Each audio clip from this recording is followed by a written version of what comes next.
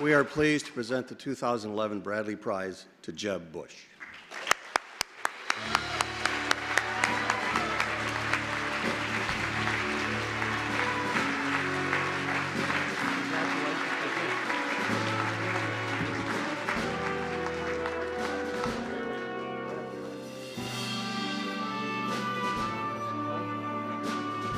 Thank you.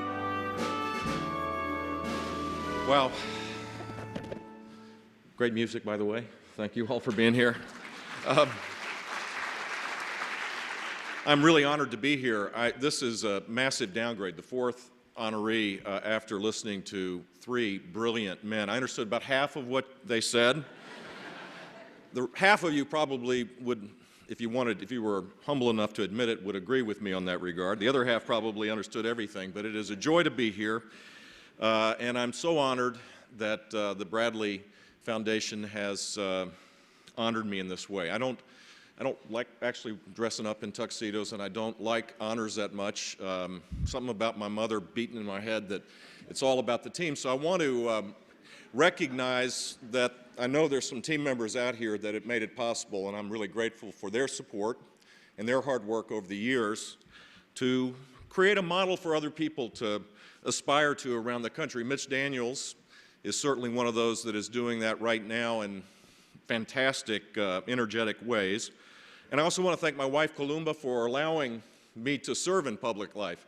It's not an easy thing to do. I don't know if you've noticed this. Some of you may have watched. It's a pretty ugly contact sport from time to time, and family members take it on the chin a lot, and so te quiero, Columba. Thank you so much.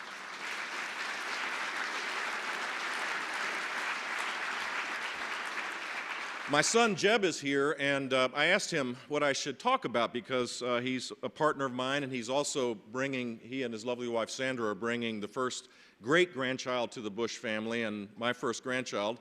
So he's a big deal in my life, and his wife, actually, my daughter-in-law, is even more important than him. I asked him whether it would be appropriate maybe to talk about longitudinal data and the value of highly experienced psychometricians in the fight for education reform, and Jeb said, "Please, Dad, not the Thanksgiving toast again."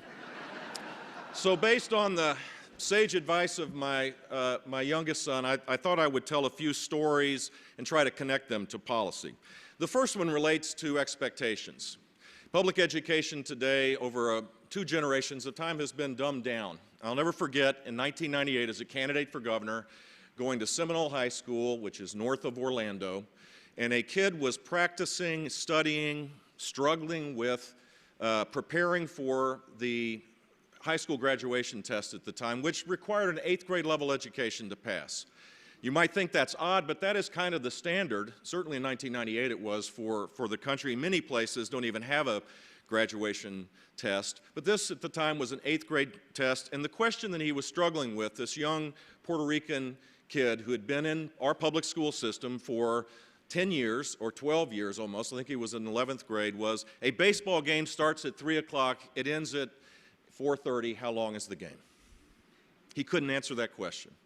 Now, we know for a fact that young people that can't think through a question that simple are not going to be able to live fulfilled lives. They'll be able to dream big dreams perhaps, but they won't have the capacities to make those dreams come true. So the first step in our journey was to raise standards.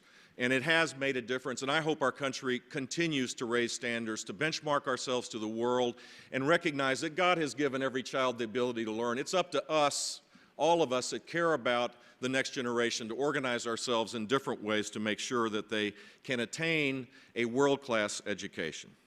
The second story I'll tell you is about reading, which is the building block. Every one of the great intellectuals that you've honored today, and even myself, whatever we've accomplished, we first accomplished it because typically our moms, sometimes our dads taught us to read, and in schools today we need to make that a high priority.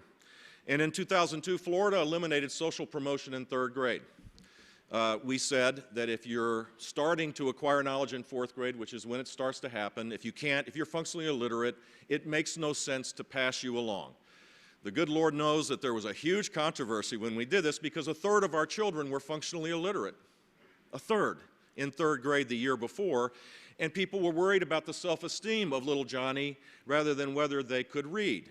And my guess is that if you're functionally illiterate in 4th, 5th, 6th, and 7th, and 8th grade, chances are you're going to drop out when you're in high school, but also your self-esteem will be shattered when you can't fill out a form to get a job, when you can't think abstractly because you don't know how to read it. So we challenged that assumption. In 2 years' time, Florida's third graders we cut the illiteracy rate in half. And here's the story I want to tell you because it's one that gives me great joy. It comes from an email that I got this last year. Governor, your education program was under discussion at a recent family get-together. Our granddaughter was held back in first grade because she was unable to read up to the standards you set as governor. I'd like to report to you that she's now in 10th grade and has started dual enrollment in the local junior college. She's also quite busy with her dancing. We're all very proud of her and believe that the changes to the education system enabled her to gain the footing she needed, and she's now on her way. Thank you so much, Roy and Diane Lyons of Clay County. Literally hundreds and thousands of young people in Florida now have the ability to acquire knowledge and to dream bigger dreams and maybe be equipped to be able to pursue them. And that's what this was about.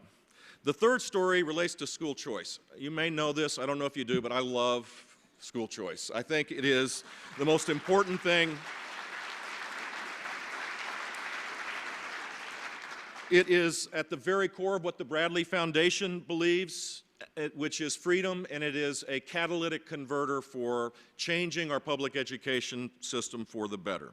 The best, most persuasive argument I've heard about school choice is milk. You maybe think that's not quite as lofty as we've heard in the three people before, but let me give you a reason why I think milk is important.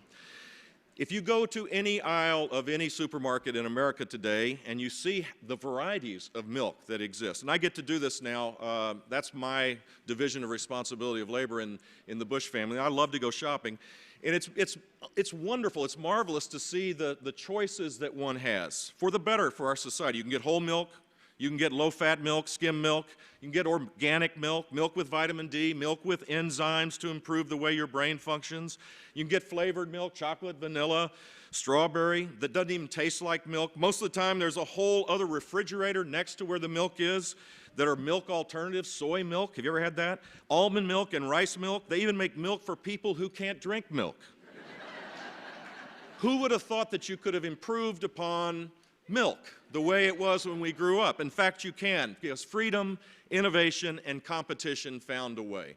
We're far better off because we have choices, and the most important thing that we can do to educate our children, it seems to me, we need to use that power of empowering people to bring about change faster. And so my first year as governor, we created a voucher program based on failing schools. Our Supreme Court ended that program, unfortunately, but thanks to a lot of people in this room, including George Will, who wrote a column about this and helped us raise money, we created a bridge for those students that were in the program after it was ruled unconstitutional, and we expanded our school choice programs to create the largest menu of school choice programs, and the net result is that we've empowered people that otherwise wouldn't have had power, and we've made our public schools better because there's now a choice. And so the joy of seeing this in the human context, I'll tell you another story. France Placide was one of the students that benefited from the Opportunity Scholarship Program. He went to perhaps the worst performing high school in Miami called Edison High School, which, by the way, now, it was F for almost every year, now is a C school because there's a consequence of remaining a failing school. Franz went to the Archbishop Curley High School and was there, and thanks to the support of a lot of people, continued to be able to continue to go there. He graduated and now is about ready to graduate from Wagner College in New York. He's majoring in sociology and happens to be a defensive back and a special teams player for this small college. And yes, he's waiting for a call, believe it or not, from his agent to see if he's going to be able to play in the NFL. If he doesn't play in the NFL, his second goal in life is to be a teacher. Choice matters. It matters because it improves the chances of parents that otherwise wouldn't have it, and it improves public education. The final story I'll tell you relates to a trip I took to Sweden 3 years ago. I met a kid from Somalia, a newly arrived immigrant. He was about 6'6". He had a Che Guevara t-shirt on, which kind of surprised me that Che is popular in Somalia. I know he's popular in Sweden, but I didn't think he was as popular in Somalia. And he was in this school called the Knowledge School. Believe it or not, in Sweden, they have totally voucherized their education system. You can go to a not-for-profit private school, you can go to a public school, you can go to a for-profit school, and that's what one of these was. It was called the Knowledge School, and it harnessed the power of technology to allow students to learn in their own style at their own pace. Students are they direct most of their own learning, and teachers are basically coaches of the learning experience for students. And this Somali kid was talking to me because he was, curious to meet someone from the United States. He spoke his native tongue, he spoke Swedish, he spoke English, all of which was mandatory in this 8th grade class, and he was trying to figure out what his next language would be. Should it be Spanish? And I spoke to him in Spanish and told him that would be a pretty cool idea. Or Mandarin, and I said, well, maybe Mandarin might be a better idea. The simple fact, though, is that around the world, when you embrace technology and you use the tools that exist, which certainly in America today, we could transform our education system through digital learning, you could create higher, more robust content to assure that children gain the power of knowledge that God has endowed them. This is not about us. God has given the ability of kids to learn. We mess it up with the systems around them, and it's time that we change it. The Bradley Foundation is on the front lines of this, and I'm so honored that they have recognized the importance of this over the long haul. God bless you all.